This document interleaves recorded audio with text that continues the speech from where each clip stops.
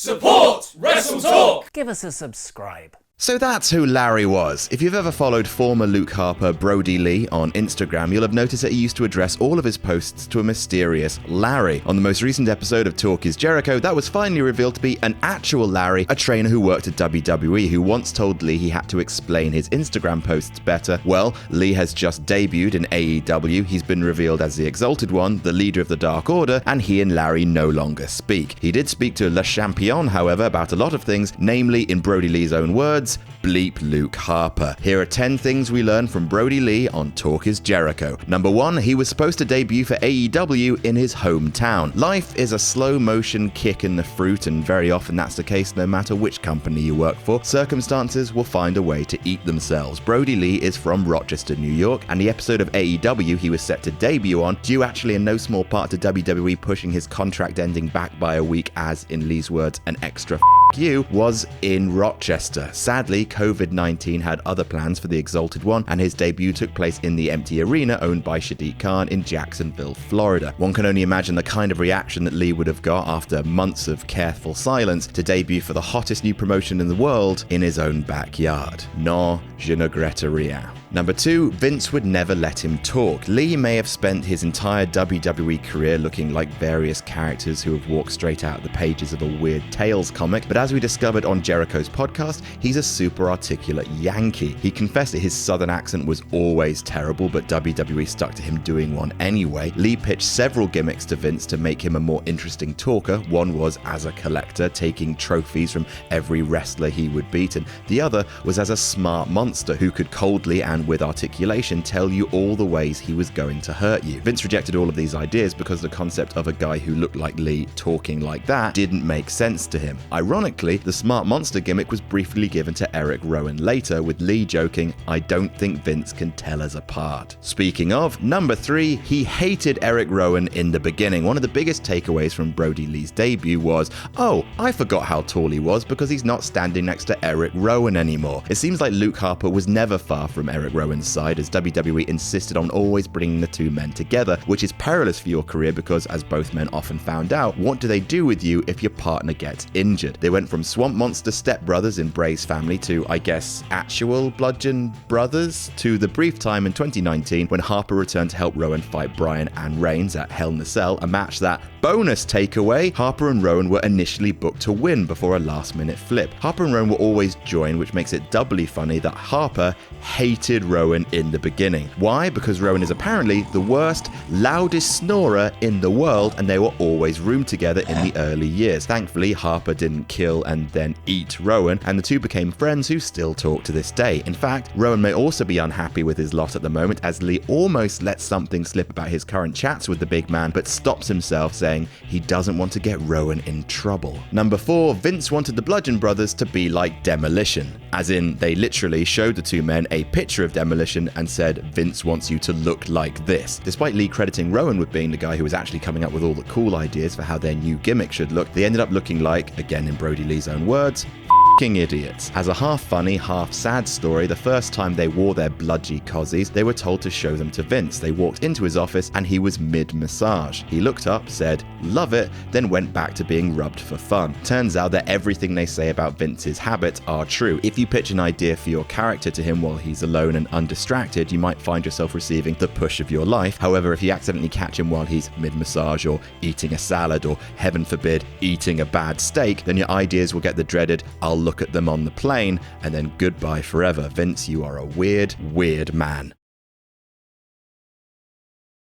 Number 5, they weren't allowed to call their hammers sledgehammers. The technical name for the giant hammers that the Bludgeon Brothers used to carry around and not properly hit people with was not hammer. They were, of course, mallets. This was a decree from the company that they could, under no circumstances, call them sledgehammers because, well, insert unrelated picture of Triple H. See, because Big Trip's signature weapon that he used to carry around and not properly hit people with was a sledgehammer, the Bludgy's weapons could not be called hammers. Obviously, according to Vince, they became mallets, which is a significantly less tough-sounding word, which is not to say the mallets themselves weren't actually incredibly dangerous. They were made of such heavy wood that Lee recalls one time he he was booked to swing it at the mat and miss someone, the impact actually dented the wooden beams of the ring. Why did they give them a weapon they weren't actually allowed to use and not properly name? Because WWE was written by Lewis Carroll, that's why. Number 6, the "F*** this place" moment. Everyone has a breaking point where what they can stands they can't stands no more, and as Shawn Spears, Matt Hardy and Brody Lee all jump to AEW, if more follow, we're going to hear about a lot more "F***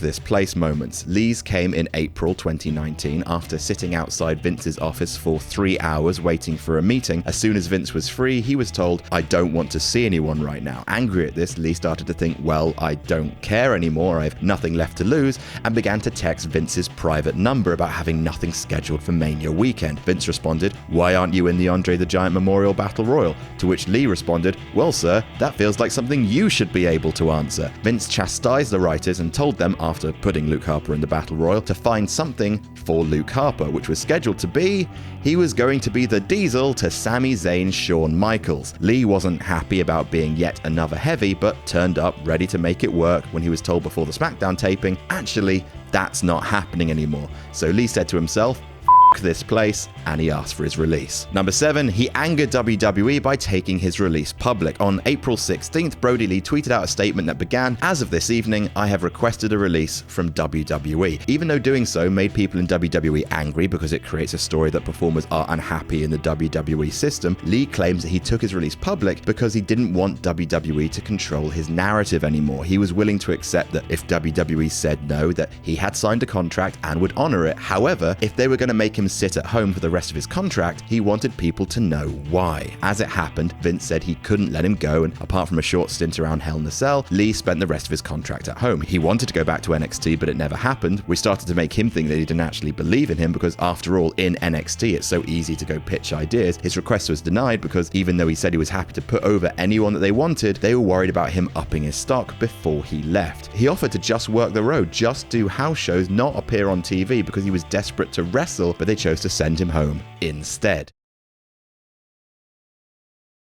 Number 8, they offered him ungodly money to stay. In the podcast, Lee reveals that every week, even in the few days leading up to his eventual release in December of last year, WWE continued to send him contracts, offering him, quote, ungodly money to stay in the company. He compares the offer they made him to one they made to Rhino, offering him wagons full of money, but also being explicitly clear they were never going to use Rhino just so he couldn't work somewhere else. Lee and Jericho discussed this mentality that WWE currently has, which is keep everyone. Don't let anyone leave, otherwise they all will. Lee reveals that it was a tough choice for him, having a family to support. He had the option to make more money than he ever thought possible from wrestling, even if that meant sitting at home for months on end. Thankfully, his wife supported him making the decision to not go crazy at home all the time, which is something we can all relate to given the current circumstances. Number 9, his AEW contract permits him to work indie dates and New Japan. If you put money to one side, AEW may seem like the promised land to several wrestlers currently on WWE's books. If you're a valuable commodity, you get a more relaxed atmosphere to work, no scripted promos, the chance for unparalleled creative input, and fewer dates on the road. Cherry on the cake, though, is that you get to work a limited amount of other independent gigs, and you can work for New Japan Pro Wrestling, which Brody Lee talks about as being one of his main goals right now. He remembers fondly working in Dragon Gate in Japan and actually rooming with Pac. You remember Pac, he's in Death Triangle, great group, terrible name, at This Is Luke Owen. After all, Brody Lee has fielded comparisons to Bruder Brody his entire career. He chose to call himself Brodie Lee after all. He has that same shaggy intensity, and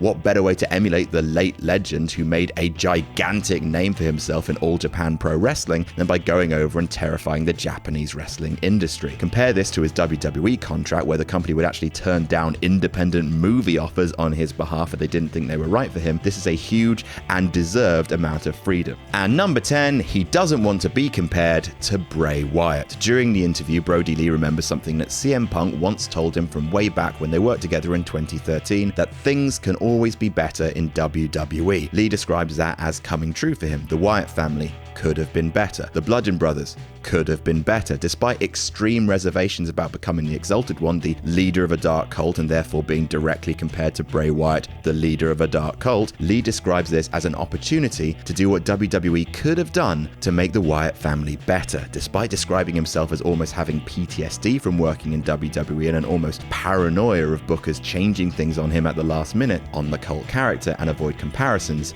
to the Eater of Worlds. And that's our 10 biggest takeaways from Brodie Lee's interview on Talk is Jericho. Let us know your thoughts on the reveal of Lee as the Exalted One in the comments below for more news, lists, and WrestleMania coverage.